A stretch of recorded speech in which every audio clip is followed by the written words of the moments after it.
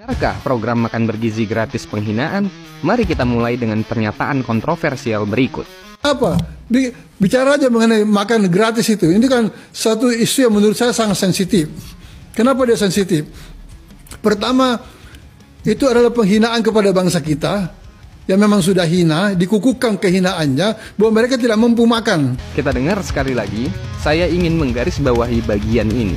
Itu adalah penghinaan kepada bangsa kita yang memang sudah hina, kepada bangsa kita yang memang sudah hina, yang memang sudah hina. Jujur aja, sudut pandang ini nggak hanya keliru, tapi juga meremehkan masyarakat Indonesia. Loh, kenapa? Karena ini berangkat dari asumsi bahwa bangsa kita hina. Padahal masyarakat Indonesia punya martabat, budaya, dan kontribusi besar di kancah internasional. Kita sering jadi bagian dari solusi dalam berbagai forum dunia, dari ikut menjaga perdamaian global sampai bantu mengatasi krisis kemanusiaan. Indonesia itu besar perannya. Jadi ngapain juga kita dianggap hina?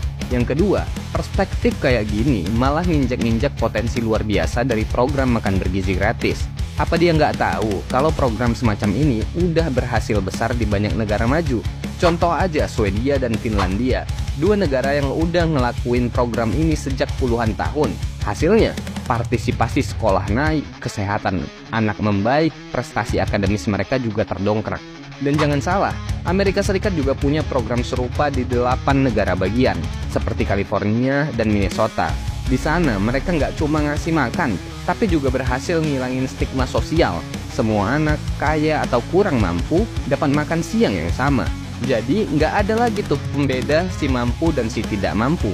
Semua diperlakukan adil. Jadi kalau ada yang bilang ini penghinaan, justru yang hina itu pandangan yang meremehkan kapasitas bangsa kita sendiri. Kayak bilang kalau Indonesia nggak pantas punya akses ke program-program yang udah terbukti ngasih manfaat di negara-negara maju. Di zaman sekarang, yang namanya bantuan pemerintah udah jadi bukti kepedulian negara pada rakyatnya, bukan penghinaan. Kita harus buka mata.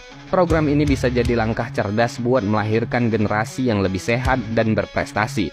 Daripada sibuk menghina, kenapa nggak fokus sama dampak positifnya? Lihat deh data UNESCO, udah ada 139 negara yang melaksanakan program makan bergizi gratis di sekolah. Negara-negara ini nggak ada yang merasa terhina. Sebaliknya, kualitas sumber daya manusianya malah meningkat.